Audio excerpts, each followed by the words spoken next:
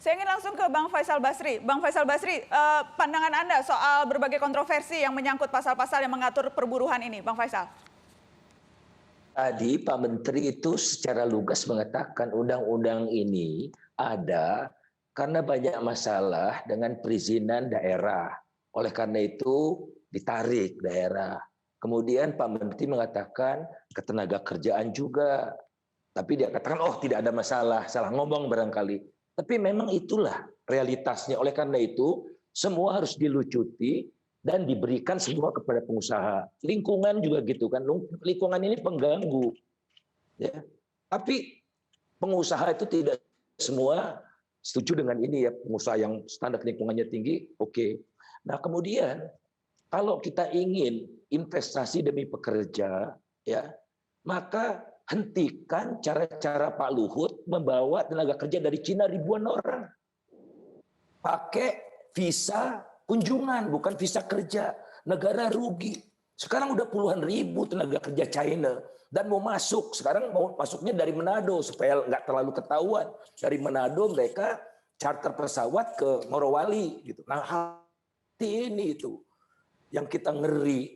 Jadi ayo kita tata bagaimana akrab terhadap tenaga kerja, kita bisa atur. Saya bisa jamin mayoritas tenaga kerja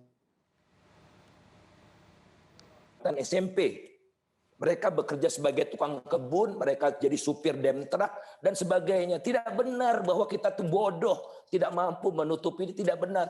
Tapi Luhut Panjaitannya sudah ditertibkan. Saya ingin kasih kesempatan karena tidak ada Pak Luhut di sini. Karenanya saya berharap Bang Bahlil bisa mengadres apa yang tadi disampaikan oleh Bang Faisal Basri. Bang Bahlil, silahkan.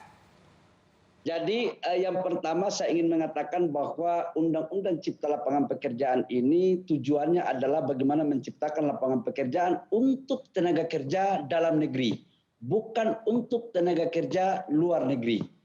Perintah Bapak Presiden jelas bahwa ini untuk menciptakan lapangan pekerjaan sekitar 16 sampai 17 juta yang sekarang siap untuk mencari lapangan pekerjaan. Biar clear kita. Yang kedua, andaikan pun tenaga kerja asing, sekarang Mbak Nana, aturan kesepakatan bersama antara BKPM, tenaga kerja dan Menkumham, tenaga kerja asing sekarang masuk pintunya lewat BKPM. Saya yakin dan percaya Bang Faisal tahu betul tentang adiknya, karena beliau guru saya sejak tahun 2000 waktu saya di Papua. Insya Allah Bang, ketika saya di sini komitmen saya untuk tidak membuka ruang yang seperti selama ini yang dianggap mungkin kurang pas dilakukan. Insya Allah Bang. Jadi komitmen saya itu Nanti saya kasih datanya. Karena Pak Luhut lebih kuasa dari Anda.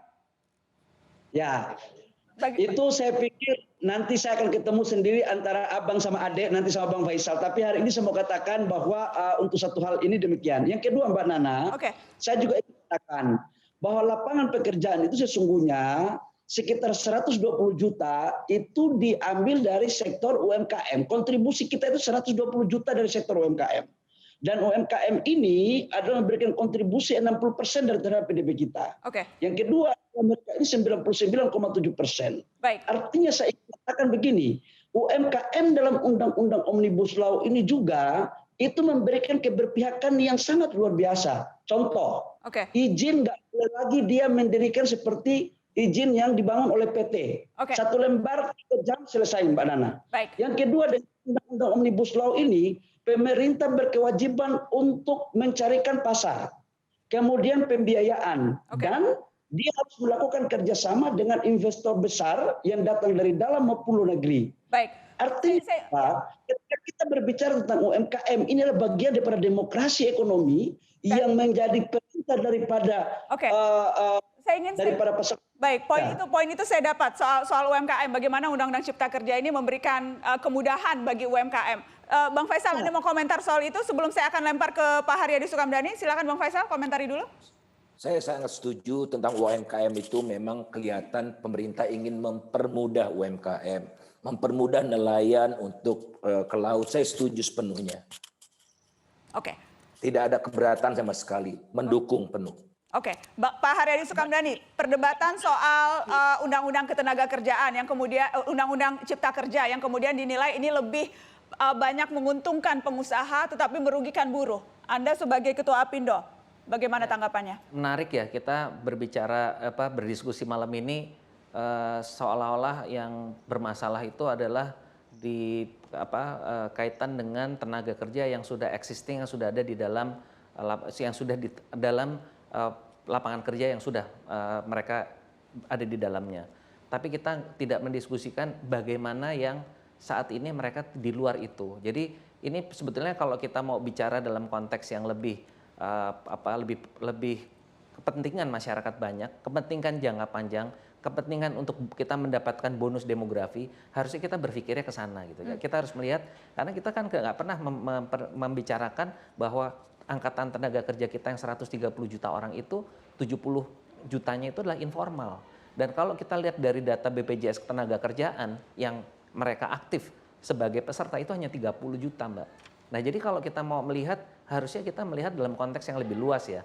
Bagaimana kita bisa meningkatkan kesejahteraan bangsa kita ini, masyarakat itu dengan sebanyak-banyaknya mereka itu bisa menjadi tenaga kerja yang di sektor formal, bukan yang justru di sektor informal. Bukannya sektor informal itu nggak bagus ya, tapi memang di sana kan perlindungannya sangat rentan gitu. Jadi kita maksud di dalam omnibus ini sebetulnya adalah menarik ke sana. Tapi kalau kita bicara lihat seperti pembicaraan diskusi yang ada, seolah-olah yang bermasalah itu adalah situasi untuk tenaga kerja yang justru sebetulnya sudah terproteksi. Nah, menurut saya negara dalam hal ini diwakili oleh DPR dan juga pemerintah itu adalah mewakili mereka yang sebetulnya tidak masuk dalam sistem tenaga kerjaan yang formal itu gitu. Jadi ini kayaknya rasanya kita mesti lihatnya, jadi kalau perspektifnya itu seolah-olah ya bukannya saya ini, karena itu yang selalu kami kemukakan nih, kalau seperti ini kita nggak akan pernah bisa dapat yang namanya bonus demografi, dan kalau kita tidak bisa memanfaatkan bonus demografi, kita semua juga akan rugi.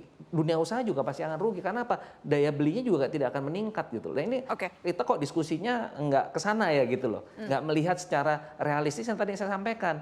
Tapi lebih malah ini kok dikurangin itu. Loh, itu semua proses kok. Proses kan suaranya orang yang memberi pekerjaan juga mesti didengar gitu kan. Kita nggak ada suara, karena disalahin semuanya tuh. Dan kalau dunia usaha disalahin terus, ya mereka juga punya pilihan kok, punya opsi kok. Kalau memang kondisinya sulit, rigid, ya udah, kan kita juga akan memilih opsi-opsi lain, dan itu yang terjadi di datanya BKPM-nya Pak Bahlil tadi, menurun terus penyerapannya, demikian Mbak. Oke, kita akan kembali setelah pariwara, tetap di Mata Najwa.